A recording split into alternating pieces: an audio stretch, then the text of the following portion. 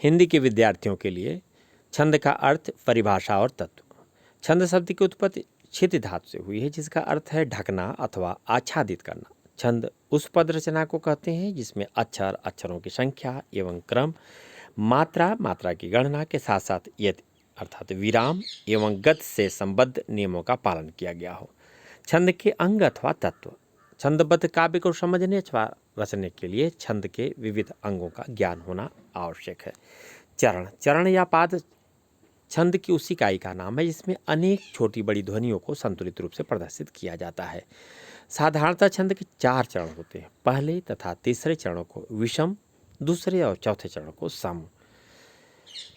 मात्रा और वर्ण। किसी ध्वनि के उच्चारण में जो समय लगता है उसकी सबसे छोटी इकाई को मात्रा कहते हैं। छंद शास्त्र में 2 से अधिक मात्राएं किसी वर्ण की नहीं होती। मात्राएं स्वरों की होती हैं, व्यंजनों की नहीं। यही कारण है कि मात्राएं गिनते समय व्यंजनों पर ध्यान नहीं दिया जाता। वर्ण का अर्थ अक्षर से है। इसके 2 भेद होते हैं। ह्रस्व वर्ण अर्थात लघु, जिसे हम छोटा और मात्रा की दृष्टि से हम 1 गिनते हैं। जिन वर्गों के उच्चारण में कम समय लगता है उन्हें ह्रस्व वर्ण कहते हैं। छंद शास्त्र में इसे लघु कहा जाता है। इनकी 1 मात्रा मानी गई है। इनका चिन्ह आप देख सकते हैं यहाँ पर। अ, ई, उ तथा ऋ लघु वर्ण है। लघु के नियम। ह्रस्व स्वर से युक्त व्यंजन लघु वर्ण कहलाता है। यदि लघु स्वर में स्वर के ऊपर चंद्र बिंदु है तो उसे लघु ही माना जाएगा। उदाहरण संग, हंसना आदि। छंदों में कहीं कहीं हलंत आ जाने पर लघु ही माना जाता है। ह्रस्व स्वर के साथ संयुक्त स्वर हो तो भी लघु ही माना जाता है। कभी कभी उच्चारण की सुविधा के लिए भी गुरु को लघु ही मान लिया जाता है। संयुक्त वर्ण से पूर्व ह्रस्व पर जोर न पड़े तो वह भी लघु मान लिया जाता है। दीर्घ वर्ण अर्थात गुरु। जिन वर्गों के उच्चारण में ह्रस्व वर्ण से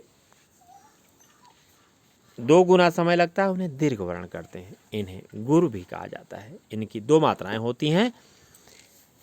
इनका चिन्ह 5 की तरह देख लें आप यहाँ पर। आ, ई, उ, ओ, औ आदि दीर्घ वर्ण है। गुरु के नियम। दीर्घ स्वर और उसके युक्त व्यंजन गुरु माने जाते हैं। यदि ह्रस्व स्वर के बाद विसर्ग संकेत आप देखते रहें यहाँ पर आ जाए तो वह गुरु माना जाता है। जैसे प्रातः आदि अनुस्वार संकेत जो है अनुस्वार के वाले सभी स्वर एवं सभी व्यंजन भी गुरु माने जाते हैं। आवश्यकता पड़ने पर अंतिम ह्रस्व स्वर को गुरु मान लिया जाता है। संयुक्त अक्षर या उसके ऊपर अनुस्वार हो तो ह्रस्व स्वर गुरु माना जाता है। यति। छंद पढ़ते समय उच्चारण की सुविधा के लिए तथा लय को ठीक रखने के लिए कहीं कहीं विराम लेना पड़ता है। इसी विराम या ठहराव को यति कहते हैं। गति। छंद पढ़ने की लय को गति कहते हैं। हिंदी में छंदों में गति प्रायः अभ्यास और नाद के नियमों पर निर्भर है। तुक। छंद के चरणों के अंत में समान वर्गों की आवृत्ति को तुक कहते हैं। संख्या, क्रम तथा गण। छंद में मात्राओं और वर्गों की गिनती को संख्या कहते हैं। छंद में लघु वर्ण और गुरु वर्ण की व्यवस्था को क्रम कहते हैं।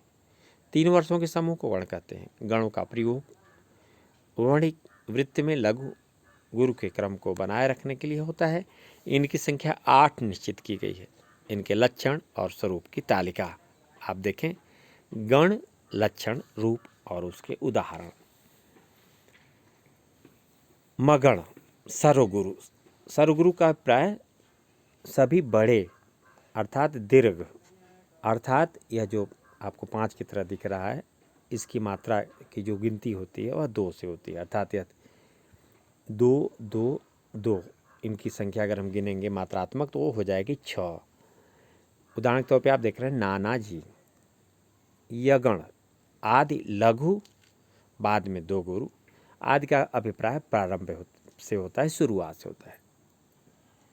यह प्राय विद्यार्थियों में भ्रम की स्थिति रहती है कि आदि को वे अंत समझ लेते हैं। यहाँ पर देखें लघु अर्थात संख्या के आधार पर पूर्ण विराम की तरह है।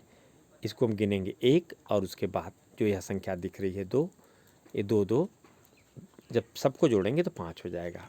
उदाहरण के तौर पर सवेरा। रगण आदि अंत में गुरु, मध्य में लघु, प्रथम 2 लघु अर्थात केतकी। सगण प्रथम 2 लघु, अंत में गुरु। उदाहरण के तौर पर रचना तगण, प्रथम दो गुरु, अंत में लघु, उदाहरण के तौर पर आकार जगण, आदि अंत में लघु, मध्य में गुरु।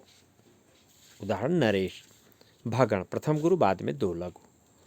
गायक, भगण, सर्वलघु अर्थात सभी ह्रस्व अर्थात सभी छोटे मात्रा के दृष्टि से हम माने तो इसकी संख्या एक होगी। चूँकि कमल है क एक, म एक, ल एक अर्थात गिनती जब करेंगे हम तो यह 3 होगा। यहाँ आपको समझ में आ गई होगी बात। उसी तरह जो आपको यह 5 दिखता है यह दीर्घ है, इसकी गणना 2 से की जाती है। जैसे हम ऊपर रखें जगण को अगर हम पढ़ते हैं आदि अंत में लघु, देख सकते हैं आप कि आदि में 1 और अंत में 1 और मध्य में जो दीर्घ है उससे 2। नरेश को हम गिनेंगे 5। इस प्रकार से विद्यार्थियों को जो गिनने की तरीके हैं या मात्रात्मक वो बात समझ में आ गई होगी।